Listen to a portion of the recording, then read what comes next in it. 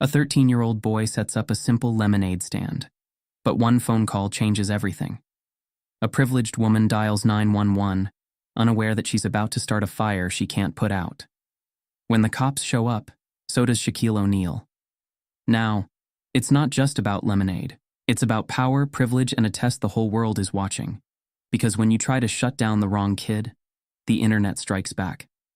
Before we deep dive into this interesting story, subscribe to our channel and tell us where are you watching from? Share in the comments below. The Florida sun hung heavy in the sky, stretching golden fingers over the quiet, manicured streets of Lakewood Heights. The neighborhood was a picture of suburban perfection. Pristine lawns, towering oak trees, and a stillness that made it clear the people here lived in comfort, untouched by the struggles beyond their gates. But today, something new disrupted the usual rhythm. A bright yellow lemonade stand, homemade but sturdy, stood proudly at the corner of Maple and Lexington. Hand-painted in bold black letters, Jarrett's Legendary Lemonade, $2 a cup. Behind the stand stood Jarrett Harris, a 13-year-old with a mind sharper than most adults and an energy that crackled like electricity. He wasn't just selling lemonade, he was building something bigger. His uncle, Shaquille O'Neal, had drilled into him the importance of hustle, of turning nothing into something. Jarrett had listened well. This wasn't just a weekend activity, it was a mission. His goal? Earn enough money to buy his first professional-grade basketball hoop. Sure, his Uncle Shaq could buy him one in a heartbeat, but that wasn't the point. This was about proving himself. He wanted to earn it.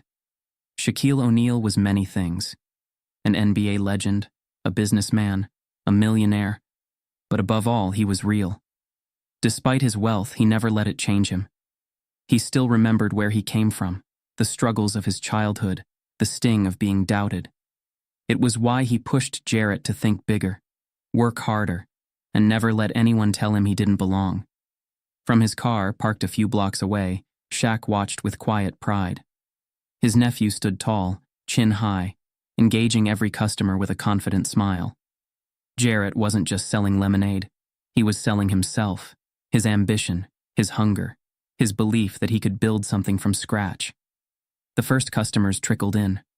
Parents walking their kids, joggers cooling off, a few curious onlookers. Some bought out of kindness, others out of genuine admiration for the boy's hustle.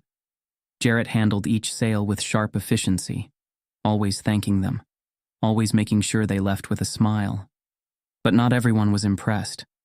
From the porch of a house across the street, Karen Whitmore sat with a tight frown, gripping her iced coffee like it was a stress ball.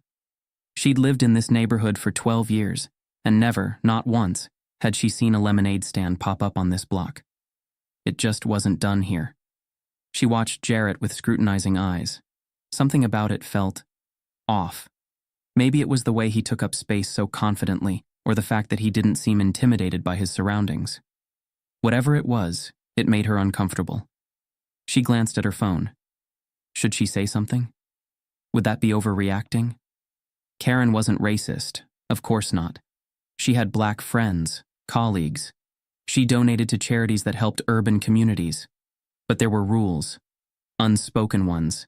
And right now, this boy, with his booming voice and relentless enthusiasm, was breaking them. Jarrett, oblivious to the brewing storm, was too busy working his magic. "Best lemonade in the city," he called out as a silver BMW slowed down.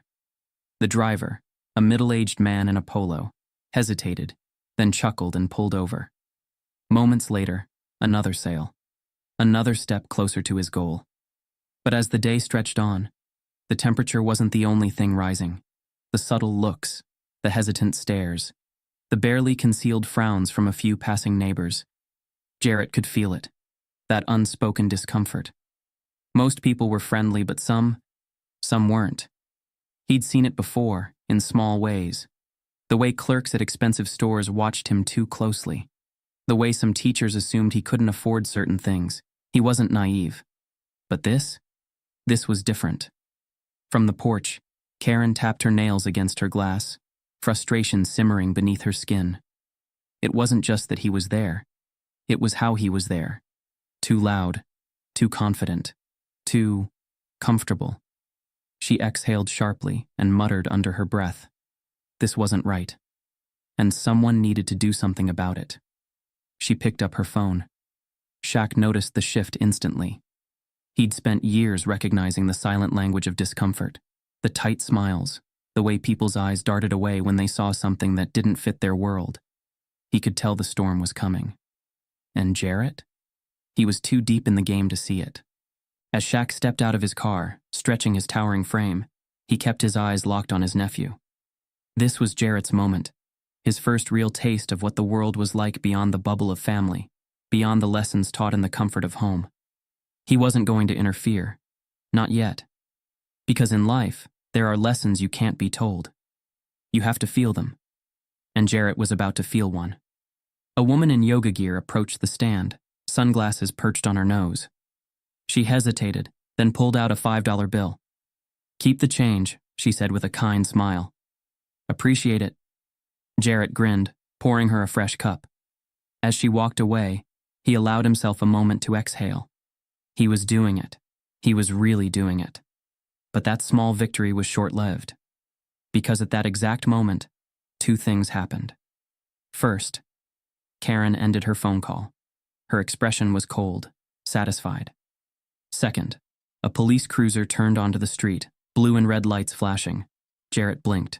His hands tightened around the pitcher. For the first time all day, the air didn't feel light. It felt heavy. It felt wrong. Shaq clenched his jaw. Here we go. As the cop car rolled to a stop, a hush fell over the street. Conversations died. Even the wind seemed to hold its breath. Karen leaned back in her chair, a small smirk tugging at her lips. Jarrett swallowed hard as the door opened, and a uniformed officer stepped out. "Hey, kid," the cop said, his tone unreadable. "We got a call about your little setup here." Jarrett felt his stomach twist. He glanced around, looking for support. Some customers were still there. Some had already left. He glanced toward Shaq's car. His uncle was watching, waiting, letting him handle it. Jarrett took a breath, straightened his shoulders, and looked the officer in the eye. "Is there a problem, sir?" The officer exhaled, adjusting his belt. And just like that, the real test began. Karen Whitmore sat on her sun-bleached porch, her manicured fingers wrapped around a sweating glass of iced coffee. The ice cubes clinked against the glass as she took a slow sip, her eyes locked on the boy across the street. His lemonade stand, though small, stood out in the pristine neighborhood of Lakewood Heights, like a stain on an expensive white dress. It wasn't the stand itself that irritated her. It was him. Karen had lived in this neighborhood for over a decade. She prided herself on knowing every family, every couple that walked their purebred dogs, every child who rode their bikes on the cul-de-sacs. This boy? She didn't know him. And in a place like this, not knowing meant not belonging. She set her glass down on the glass-top patio table, squinting as she watched him interact with customers. His confidence unsettled her. He wasn't timid. He wasn't nervous. He wasn't acting like an outsider should. Karen didn't consider herself racist. Of course not. She had been to diversity seminars at her country club. She had neighbors who were black, colleagues at her part-time interior design firm who came from different backgrounds. But this felt different. The way he stood there, unbothered, collecting money, making money. Her fingers tapped restlessly against the armrest of her chair. It was just lemonade, but business was business. This neighborhood had rules, unspoken but well understood. If people like her wanted fresh squeezed lemonade, they went to the organic juice bar 3 blocks away, where drinks cost $7, where things were done properly. Not like this. She leaned forward, frowning. The tip jar was filling up. The boy was smiling. People were encouraging him. Karen's grip tightened. A neighbor, Mrs. Reynolds, strolled by with her golden retriever, pausing at the stand. "Oh, how wonderful! What a hard-working young man!" Karen's jaw clenched. She had always considered herself and Mrs. Reynolds aligned. Same book club, same neighborhood association meetings, same understanding of how things should be. But now, Mrs. Reynolds was handing over a $5 bill, supporting this intrusion. Karen drummed her nails against the table. The boy wasn't just an anomaly. He was a disruption. As the afternoon wore on, the stand became more than just a lemonade stall. It became a gathering spot. People stopped to chat, to laugh. A few parents let their kids linger, enjoying the sight of a young entrepreneur at work. Karen's irritation simmered. This is not how this neighborhood works. She checked her phone. The Lakewood Heights neighborhood Facebook group was quiet. No one else seemed to be complaining. Was she the only one who saw the problem? Her husband, Greg, was inside, oblivious. She could already hear what he'd say if she brought it up. Leave it alone, Karen. It's just a kid selling lemonade. But Greg didn't understand. He didn't run this neighborhood. He didn't make sure everything was perfect. That was her job. Karen watched as a man in a Tesla pulled up, stepping out in tailored slacks and designer sunglasses. He reached into his wallet and pulled out a 20, handing it to the boy without hesitation. Her nostrils flared. A 20? For lemonade? She had a teenage son, Ryan. A good kid. A straight-A student. Well-mannered. On track for an Ivy League future. If he had set up a lemonade stand, she would have helped him get permits, designed professional signage, made sure everything was done correctly. But this boy? He had just shown up. No notice, no approval, just claimed his space. Karen bristled. She wasn't against entrepreneurship, not at all. But there were rules, permits, regulations. You couldn't just pop up on a sidewalk and start running a business. This wasn't some street market.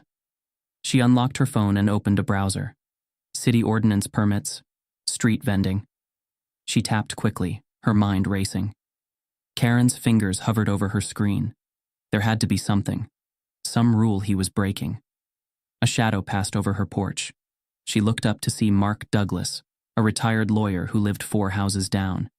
He was staring at the lemonade stand, too. "Afternoon, Karen," he said, stepping closer. She took her chance. "Mark, do you know if this neighborhood allows street vendors? Because I don't recall ever seeing one before." Mark glanced at the stand. "He's just a kid. I don't think it's a big deal." Karen forced a smile. "Oh, of course. But there are safety regulations, health codes, liability concerns. What if someone gets sick?" Mark raised an eyebrow. "From lemonade?" Karen shrugged. "You never know. And what if someone gets hurt? A table in the middle of the sidewalk, that's a hazard." Mark sighed. "Karen, I just think," she interrupted, voice light but firm, "that it's irresponsible to let something like this go unchecked. Today it's lemonade. Tomorrow it's, who knows, pop-up food stands, street peddlers. This is a residential area." Mark pursed his lips. "Are you actually worried about permits, or are you just uncomfortable with who's selling the lemonade?" Karen's face stiffened. "That's a ridiculous thing to say," she said smoothly. Mark held her gaze for a moment, then sighed. "Just let it go, Karen." He walked off before she could argue.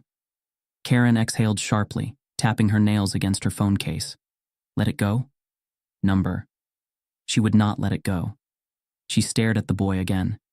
He was still there, standing tall, owning the space like it belonged to him. Customers kept coming. The tip jar kept filling. She had been the unofficial enforcer of Lakewood Heights for years.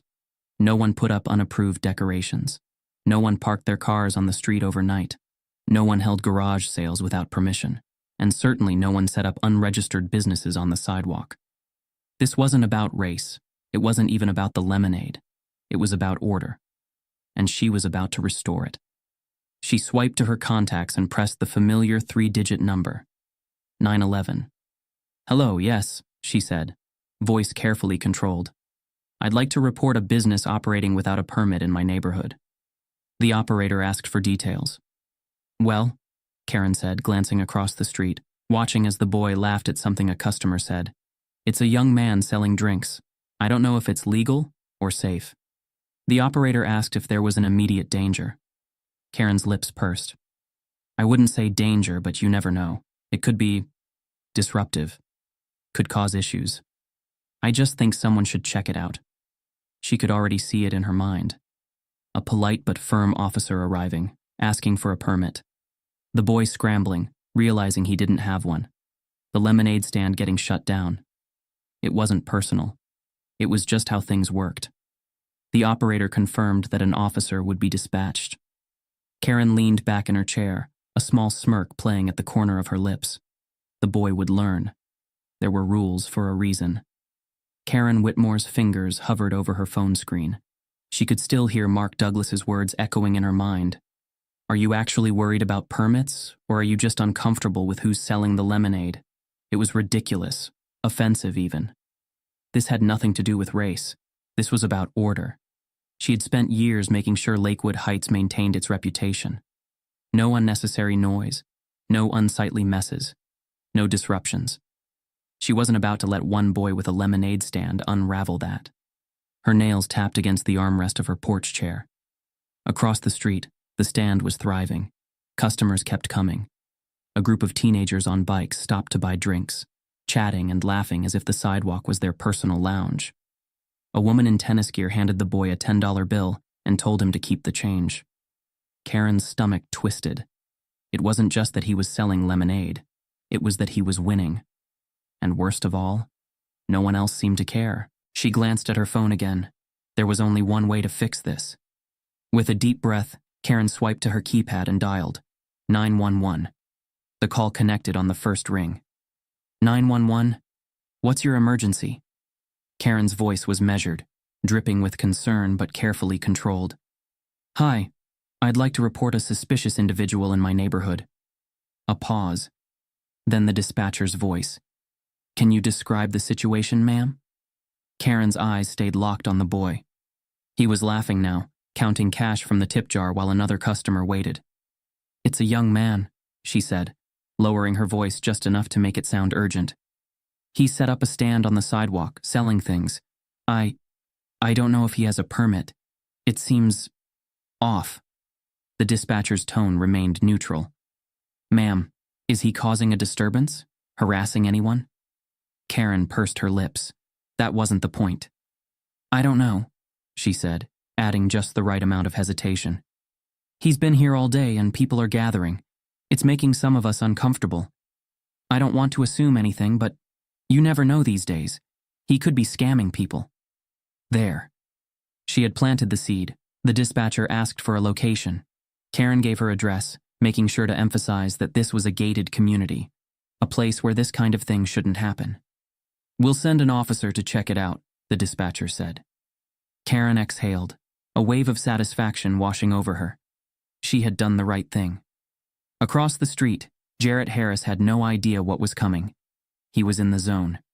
His lemonade stand had never done this well before. People kept coming.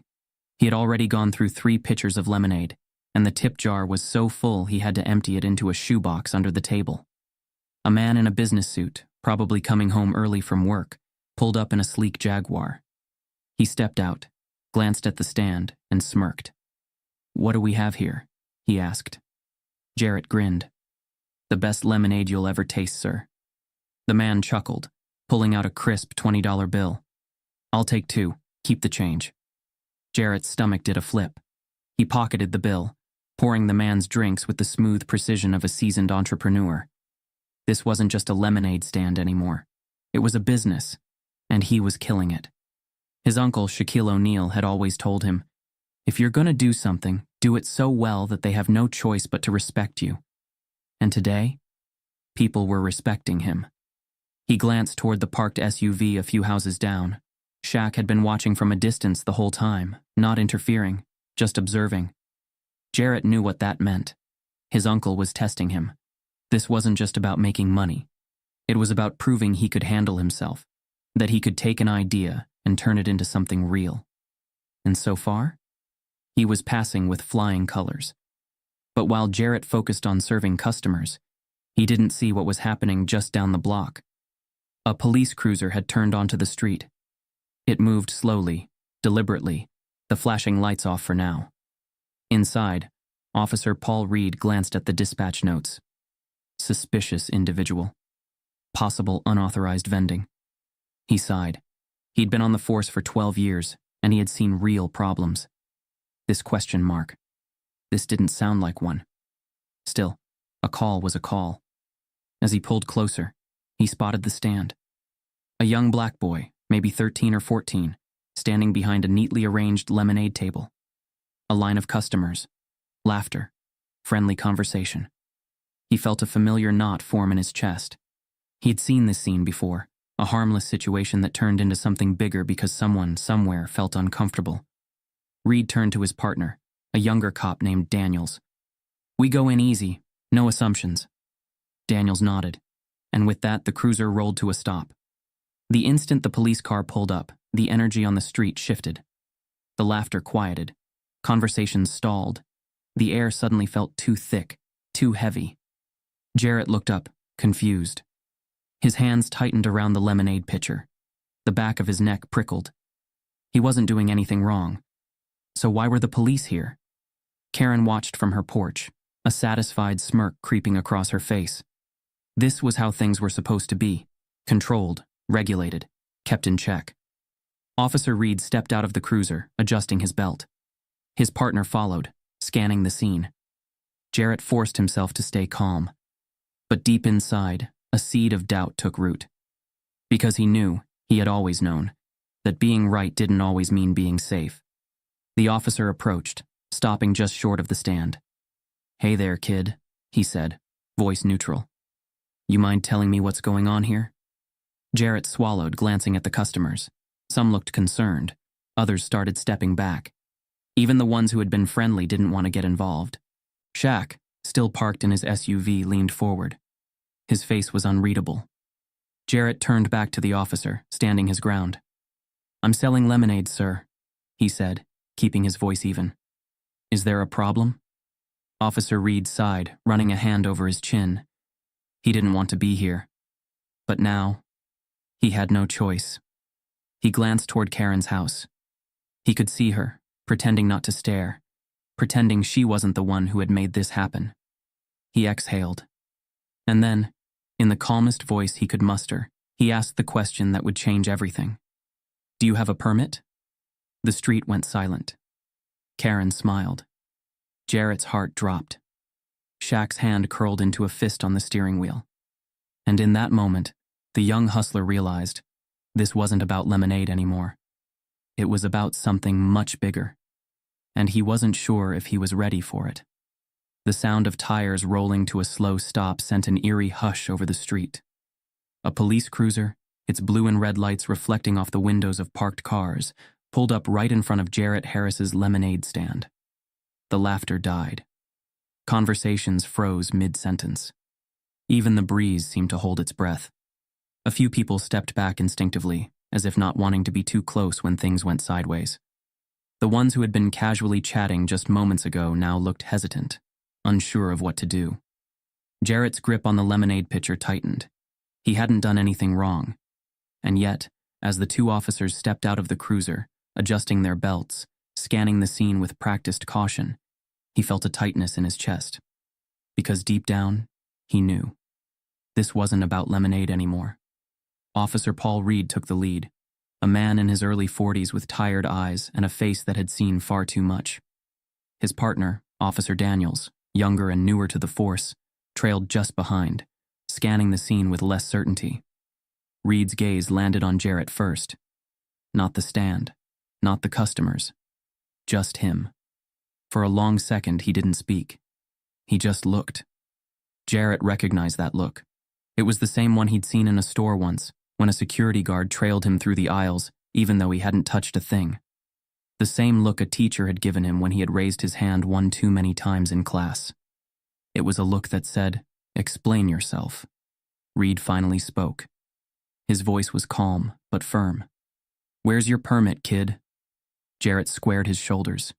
His uncle had always told him, "You don't have to fear anybody when you know you're right." So he didn't back down. He met the officer's gaze and said clearly, "I didn't know I needed one." A flicker of something passed over Reed's face. A test. A moment of calculation. Jarrett could see him trying to figure out if this was a kid who would be intimidated or a kid who would push back. From across the street, Karen Whitmore watched from her porch, pretending to be absorbed in her phone. But the slight smirk on her lips gave her away. She was enjoying this. Then, a soft chime of a phone recording. Someone in the crowd, a woman in sunglasses, standing near a stroller, had started filming. Another person pulled out their phone. Then another. Reed noticed. His jaw tightened, but he kept his expression neutral. Daniels shifted uncomfortably. This wasn't what they had expected. A couple of people watching? Sure. But cameras? This was about to be public. A few houses down, inside a sleek black SUV, Shaquille O'Neal leaned forward, watching the scene unfold. He knew this moment was coming.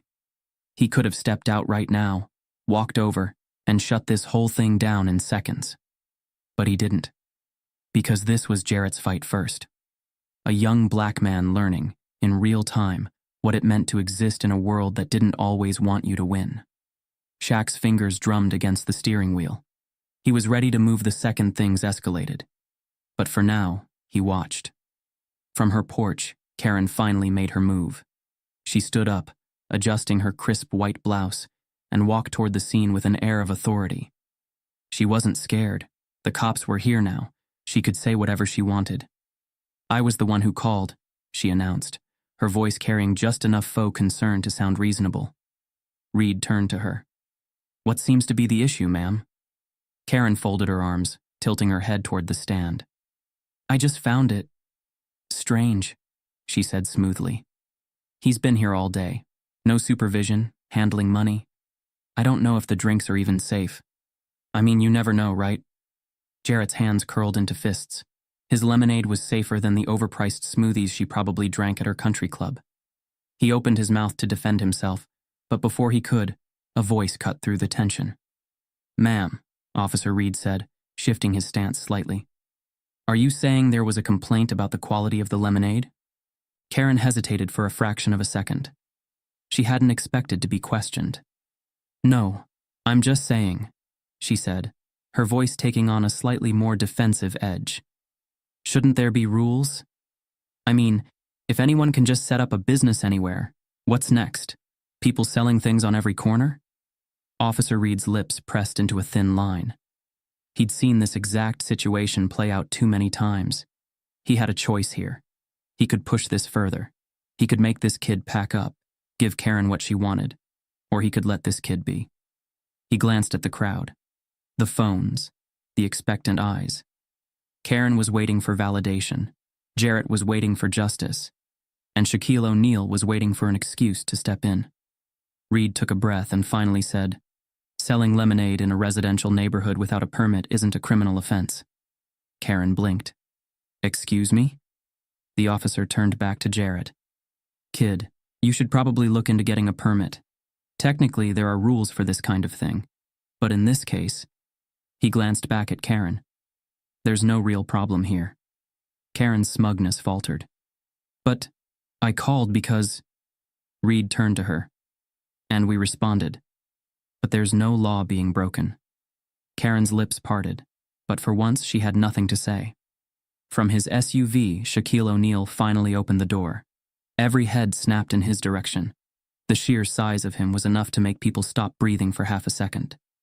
He strode forward, cool and calm as ever, stepping beside his nephew, placing a massive hand on Jarrett's shoulder. "You good?" Shaq asked, voice low but powerful. Jarrett nodded, but his jaw was still tight. Karen's face went pale. She knew now. She knew exactly who she had been messing with. Officer Reed exhaled, nodding at Shaq in quiet recognition. "Sir." Shaq gave him a polite nod back. "Officer." The message in their exchange was clear. This was over. The crowd didn't cheer, but the energy had shifted. Karen took a small step back, realizing there was no winning this.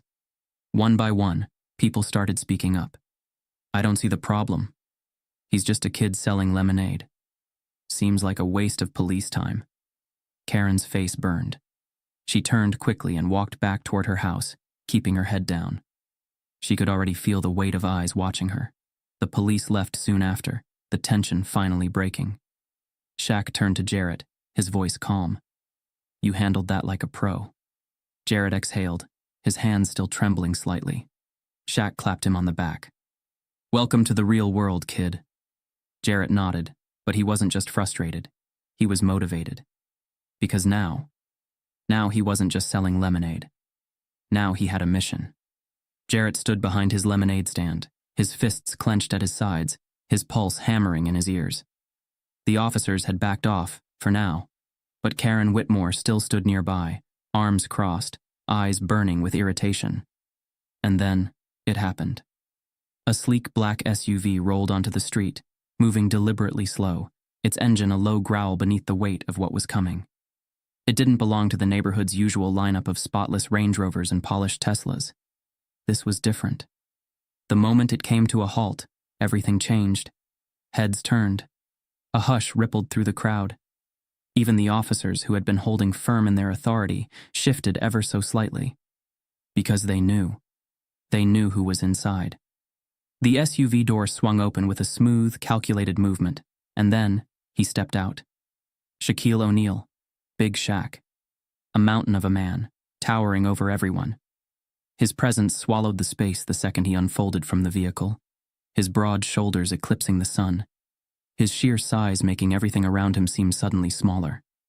The street had never felt this quiet before. Karen squinted, her lips pressing into a thin line as if trying to place him. She could tell, just from the way the officers straightened their postures, that this wasn't just some random guy. But she didn't recognize him immediately. And that was her first mistake. Officer Reed cleared his throat, his stance softened, not fearful but aware. This wasn't some overprotective uncle or a neighborhood parent coming to smooth things over. This was Shaquille O'Neal, a global icon, a man whose very name carried weight. Reed exhaled and took a careful step forward. Mr. O'Neal Daniels, the younger officer, blinked, realization finally clicking. He whispered something to Reed, who gave a slight nod in response. Karen, still oblivious, scoffed. "Who does this guy think he is?" she muttered under her breath. Shaq said nothing. He didn't have to. He walked forward with a calm, controlled energy. He wasn't rushing. He wasn't threatening. But he was making one thing very clear. This was his moment now. Shaq stopped beside Jarrett, resting a hand on his nephew's shoulder. The boy's body was still rigid, still buzzing from the confrontation. Shaq could feel it. The frustration, the humiliation, the quiet storm brewing beneath the surface. Jarrett wasn't just upset about the cops. He was upset about what this meant. What it always meant. Shaq took a slow breath, then turned his gaze toward Reed. "I'm gonna need you to explain to me what's happening here." His voice was calm. Too calm. Reed, to his credit, kept his composure. He glanced at Karen before responding. "We received a call about unauthorized vending," he said carefully. "Technically, selling without a permit is against local ordinances." Shaq nodded slowly, as if considering the words. "And how often do y'all get calls like this?" Reed hesitated. "Not often." "Uh-huh." The silence stretched between them. Shaq's expression didn't change, but his eyes had a weight to them. A quiet, undeniable challenge. And that's when Karen finally stepped in. She cleared her throat and squared her shoulders, forcing confidence into her posture. "I don't see why this is such a big deal," she said, waving a hand toward the lemonade stand. "There are rules for a reason." Shaq turned his head slightly, giving her just enough attention to make her flinch. He didn't speak. Not yet. Karen crossed her arms tighter. "We can't just have people setting up businesses on the sidewalk whenever they feel like it." "People," Shaq repeated, his voice a low rumble. "You mean kids?" Karen's face twitched. "It's not about that. It's about fairness." Shaq's gaze didn't waver. "Fairness?" Karen took a breath, realizing, too late, that she had walked into something bigger than she was prepared for. Shaq turned his eyes back to Reed. "Let me ask you something, officer." Reed straightened. "Yes, sir." Shaq's voice remained steady, but the undertone was unshakable. "If this was a white kid selling lemonade, would we be standing here right now?" A ripple went through the onlookers. Some exchanged glances. Others murmured. A woman near the back cleared her throat. "I mean, it's a fair question." Another man in a polo shirt shifted uncomfortably. "Come to think of it, my daughter sold lemonade last summer. No one said a thing." Karen's jaw tightened. "That is completely unfair. You're making this about something it's not." Shaq's eyes locked onto hers. And finally, he spoke the words that ended her argument. "No," he said, his tone quiet but powerful. You already did that when you made the call. Officer Reed inhaled deeply. He had been a cop long enough to know when a situation was lost. There was nothing more to be done here. No crime had been committed. No harm had been caused. And Shaquille O'Neal had made his point without raising his voice once. Reed gave a nod. We're done here. Daniels exhaled, relieved, and turned toward Karen. Ma'am, if you don't have any further concerns, we'll be on our way. Karen's face flushed. She opened her mouth, then closed it. She had nothing left. The officers gave Jarrett a brief nod and headed back toward their cruiser. As the police car pulled away, Shaq finally looked down at Jarrett. The boy still looked tense, his young face twisted with anger and something deeper. Shaq knelt slightly so they were eye level. You good? Jarrett swallowed, then nodded. But Shaq could tell. This had changed him. He gave his nephew's shoulder a squeeze. You handled that well. Jarrett exhaled. Did I? Shaq nodded. You stayed standing. That's all that matters. Karen had slunk back toward her porch, but she could still hear them. Shaq didn't look at her as he spoke, but the words weren't for Jarrett alone. They always want to see us fold. We don't. Karen flinched. She turned, disappearing into her house without another word. The moment lingered, thick with meaning. Then, slowly, life returned to the street. A few people clapped Jarrett on the back. Someone whispered, "Good for you, kid." And Shaquille O'Neal. He simply stood, towering over everything. A reminder that power didn't have to be loud. Sometimes, it just had to exist. And when it did, there was nothing anyone could do to stop it. Karen Whitmore stood on her perfectly paved driveway, arms crossed, a smug expression creeping onto her face. The cops had come. The stand had been questioned. And now, standing before her, was the towering figure of Shaquille O'Neal, a man who clearly thought his presence alone would change the rules. She wasn't intimidated. Not really. Well, she said, tilting her head slightly, her voice taking on that polite but sharp tone she always used when shutting down disagreements at HOA meetings. I was just looking out for the neighborhood. Shaq didn't react right away. He let the words hang in the humid air, let them settle like dust before the storm. Then, in a voice so low and steady, it made the silence around him feel heavy, he said, No, you were looking out for yourself. Karen's smirk faltered for half a second before she pulled her shoulders back. That's ridiculous. Shaq shook his head once. You weren't worried about the neighborhood. You were worried about control. The words landed, not loud, not aggressive, but unshakable. Karen's fingers curled around her elbow as she folded her arms tighter. Her gaze darted to the officers for backup, but they didn't step in. They were watching now, just like everyone else. Her ego kicked in, sharp and stubborn. She wasn't going to be made to look like the villain here. She let out a dry chuckle. Rules are rules. He can't just set up anywhere. Shaq's eyes didn't waver, didn't blink. And you think that's really what this is about? He asked. Karen opened her mouth, ready to fire back, but then Shaq did something that shifted the entire energy of the street. He turned his massive frame away from her completely and looked at the cops. Shaq's gaze locked onto Officer Reed. He didn't glare, didn't narrow his eyes. He just asked the question everyone had been waiting for. Would you be here if this was a white kid? The street went still. The weight of the question sank into every sidewalk crack, every manicured hedge, every front porch where neighbors pretended not to listen. Officer Reed, to his credit, didn't react right away. He inhaled sharply through his nose, exhaled just as slowly. Daniels, the younger officer, shifted uncomfortably beside him. Because there was no easy answer to that. And every single person here already knew the truth. Reed's jaw flexed. We respond to calls, sir. Shaq nodded. Uh-huh. And if a white kid had been standing here selling lemonade, would you have still gotten that call? No answer, because they both knew. Karen knew it too, but she wasn't about to admit it. Instead, she scoffed. Oh, come on. This is absurd. Shaq didn't even look at her, didn't need to. He kept his focus on the officers, on the authority figures who had let this happen.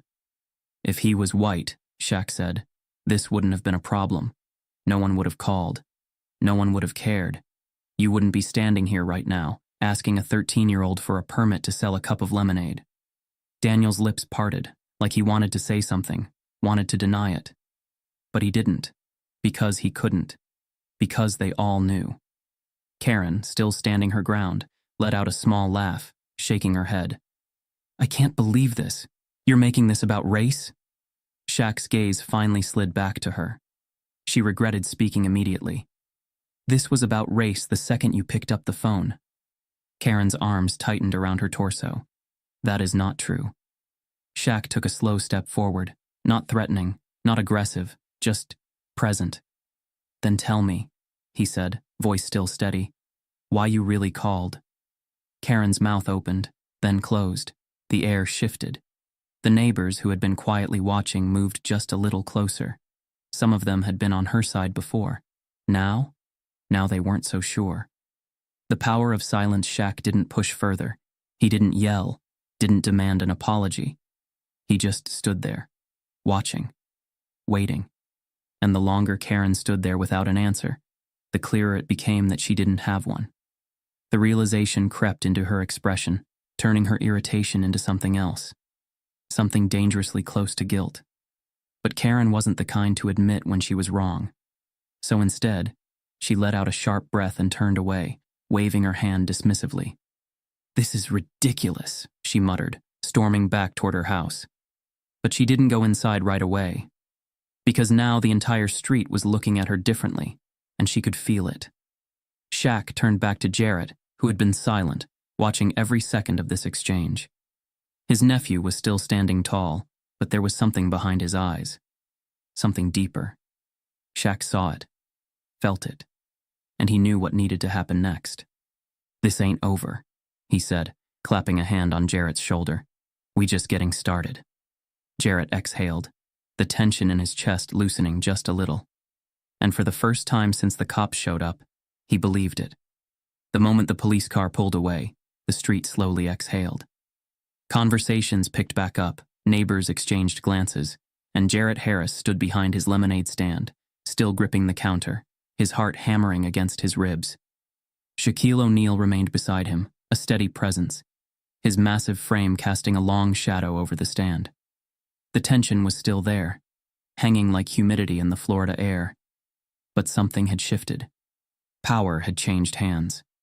And then, the moment that would change everything happened. A soft ding echoed from someone's phone. Then another. And another. Karen Whitmore had no idea what was coming. The woman in sunglasses, the one who had started recording when the cops first arrived, lowered her phone and smirked. It's already up, she muttered, half to herself. Another voice, a man standing near the sidewalk, let out a small laugh. Oh, this is gonna be everywhere. And they weren't wrong. By the time Karen stormed back into her house, the damage was already done. The video had hit social media, and it was spreading like wildfire. It started small. Someone on Twitter posted the clip with a simple caption. Karen calls the cops on black kid selling lemonade. Then Shaq pulls up. A few retweets. A few comments. Then, boom. Within an hour, the video had hundreds of thousands of views. Another tweet. This one sharper. The way Shaq completely dismantled this woman without raising his voice once. A masterclass. People weren't just watching, they were choosing sides. And Karen was losing. By the time the local news station caught wind of the video, the internet had already done its job. Facebook groups picked it up. Reddit threads dissected every second. Instagram pages flooded with memes. One of the most viral clips was a freeze frame of Karen's face when she realized who Shaq was. The caption? When you call the cops on the wrong lemonade stand. The internet had officially named her. Lemonade Karen. And there was no escaping it. It didn't take long for the big names to notice. A famous rapper tweeted, "Little man was just trying to get his hustle on and they called the cops? This is why we need to support black businesses. Someone get me in touch with this kid." A billionaire CEO retweeted the video. "If this young entrepreneur is reading this, DM me. I want to invest in your future." Even NBA stars chimed in. One former player. This is why Shaq is the GOAT, protecting his people, standing up for the next generation. Mad respect. And then, the thing that sealed the deal, Shaq himself reposted the video, adding only 2 words. "Watch this." Millions did. Jarrett's mom was the first to notice. Her phone started buzzing uncontrollably. Calls, texts, notifications piling up so fast she barely had time to breathe. Someone had started a GoFundMe for Jarrett's lemonade business. It had been up for 20 minutes. It had already hit $50,000. By the end of the night, over $250,000. People weren't just donating money, they were sending messages. "Keep going, kid. We see you. Don't let anyone stop you. Next time, open a whole lemonade shop." Jarrett had gone from just trying to buy a basketball hoop to becoming the face of something bigger. Karen Whitmore sat in her living room, staring at her phone. Her notifications wouldn't stop. Hundreds of comments, messages, calls from numbers she didn't recognize. Some were from friends, some were not. One email simply read, "You got shacked." Her name was trending. Her social media had been found. Her past Facebook posts were being dug up. People were looking into her job. There were already calls for her to be fired. She tried to ignore it. She tried to tell herself it would blow over. But deep down, she knew. This wasn't going away. The news stations picked up the story the next morning. Some outlets tried to frame it as a misunderstanding. Others didn't hold back. One segment aired the clip, then cut to a panelist shaking his head. "This is a classic case of power meeting privilege. That boy wasn't breaking the law. He was just breaking Karen's illusion of control." Another news anchor put it bluntly. "If this was a white child, would Karen have called the police? Be honest with yourselves." The truth was out there now, and Karen? She had nowhere to hide. Jarrett sat at his kitchen table staring at the GoFundMe page. The numbers kept going up. His mom, still in shock, rubbed her temples. "Baby, this is crazy." Shaq, leaning against the counter, just smiled. "That's what happens when you stand your ground." Jarrett exhaled. He wasn't just a kid with a lemonade stand anymore. He had a platform and a choice. Use this moment just for himself, or turn it into something bigger. By the end of the week, Karen had lost her job. The company she worked for released a statement, distancing themselves from her actions. She tried to apologize, tried to frame it as a misunderstanding, but the damage was done. People weren't buying it. And the worst part? She wasn't in control anymore. A week later, people had moved on to new stories. But Karen, she was still Lemonade Karen. And Jarrett? He was already planning his next business move, because this was just the beginning. The world had seen the video. They had watched Karen Whitmore call the cops on a 13-year-old boy selling lemonade. They had witnessed Shaquille O'Neal stepping in and turning the moment into something bigger than just a neighborhood dispute. And now it wasn't just a story. It was a movement. Jarrett Harris sat at his kitchen table, his phone lighting up with notifications every few seconds. The GoFundMe page had crossed $300,000 overnight. News stations wanted interviews. Brands were reaching out. A local beverage company had already emailed an offer. "We'd love to collaborate with you on a special edition lemonade flavor." A national grocery chain had followed up with, "Let's talk about getting Jarrett's legendary lemonade in our stores." His hands shook as he scrolled. It didn't feel real. His mom, still overwhelmed, stood behind him, arms crossed, shaking her head in disbelief. "Baby, this is crazy." Shaq, leaning against the counter, just chuckled. "Nah, this is what happens when you own your story." And Jarrett was starting to understand. This wasn't just about lemonade anymore. This was about something much bigger. By the end of the week, Jarrett had done 3 interviews, 1 local news segment, 1 Zoom call with a major morning show, and 1 sit-down with a popular YouTube business channel, where the host called him the youngest entrepreneur to turn a Karen call into a cash empire. His lemonade stand, once a small table on a quiet sidewalk, was now a national sensation. People wanted in: investors, sponsors, activists, celebrities. Even an NBA player messaged him, "If you ever want to expand, let me know. We got resources." And Jarrett? He wasn't just taking money, he was making plans. He told his mom, I don't just want a lemonade stand. I want a brand. Shaq grinned. That's my boy. While Jarrett was on his way up, Karen Whitmore was sinking fast. Her name was still trending. Her inbox was a mess. Messages from strangers, former colleagues, even distant family members telling her she had embarrassed herself. Her boss had let her go. Her neighbors were avoiding her. And now the news wanted to hear from her. She had ignored them at first, hoping things would blow over. But when a major network sent a formal request, she saw her chance. She would fix this. Or at least she thought she could. Karen sat in front of a news camera, posture stiff but composed. The interviewer, a woman in her 40s with sharp eyes, didn't waste time. Karen, the video of you calling the police on a child's lemonade stand has been viewed over 50 million times. People say this was about race. Do you disagree? Karen forced a smile. I think people misunderstood my intentions. I was simply looking out for the neighborhood. The interviewer didn't blink. By calling the police on a child?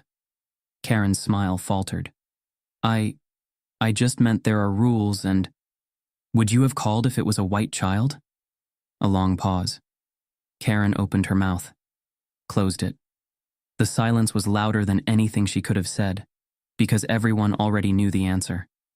Karen had a choice. She could keep defending herself, keep insisting she was just following the rules, or she could do something different. That night, as she scrolled through article after article dragging her name, she stopped at one headline that hit her differently: how a kid took hate and turned it into a business. And for the first time since this started, she wondered, had she really lost? Or had she just been wrong? 3 days later, Jarrett's mom got a phone call from a blocked number. She almost didn't answer. But something told her she should. The voice on the other end? Karen. She wanted to talk. And for the first time since it all began, she didn't sound so sure of herself. She sounded like someone who finally understood what she had done.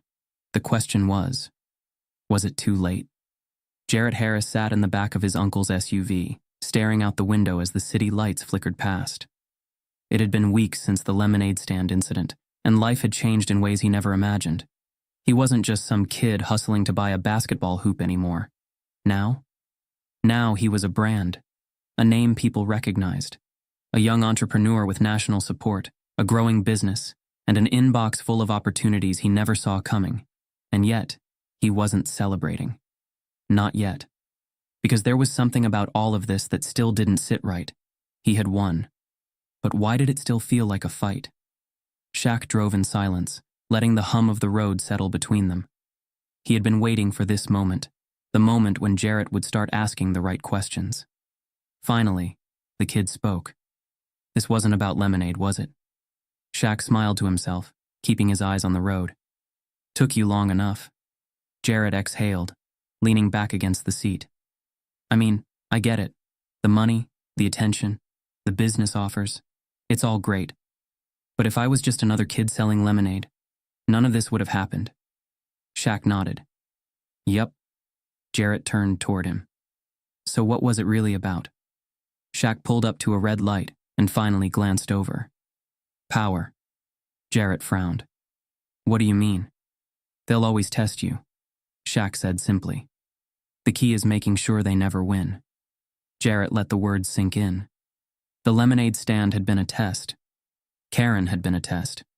The cops, the internet, the people watching, waiting to see if he'd fold, all of it had been a test. And somehow, he had passed. Shaq pulled the SUV into a private parking lot and killed the engine. Come on, he said. I want to show you something. Jarrett followed him into a massive warehouse, the kind of place that had the bones of something important. The lights flicked on, revealing an empty space with nothing but potential. This is yours, Shaq said. Jarrett's head snapped toward him. What? Shaq smirked. Well, technically it's a business investment, but this is where you take control. Jarrett turned in a slow circle, taking it all in. What am I supposed to do with it? Shaq clapped a hand on his nephew's shoulder. Whatever you want, but make it count. The next few weeks moved fast. With Shaq's help and the flood of donations still rolling in, Jarrett put a team together. He met with designers, marketers, and people who knew how to turn an idea into something real. And then, just a month after everything started, he made his biggest announcement yet. A press conference, cameras flashing, reporters ready to see what the kid would do next. Jarrett stepped up to the podium, cleared his throat, and said, "I'm launching the Harris Foundation for Young Entrepreneurs." Silence. Then, a wave of applause. It wasn't just about lemonade anymore. This was about helping other kids who had ideas but no resources. This was about making sure that when the next Jarrett Harris tried to start something, no one could shut them down. A scholarship fund, a business incubator for young hustlers, a legacy. And the best part? It was only the beginning. After the press conference, Shaq stood off to the side, watching his nephew handle questions like a pro. A kid who had once just wanted to buy a basketball hoop was now changing the game entirely.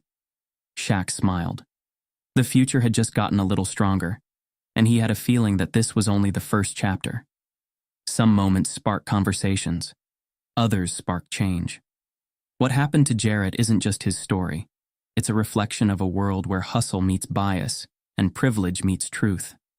The real question? What do you do when you see it happen? Ignore it, or turn it into something bigger.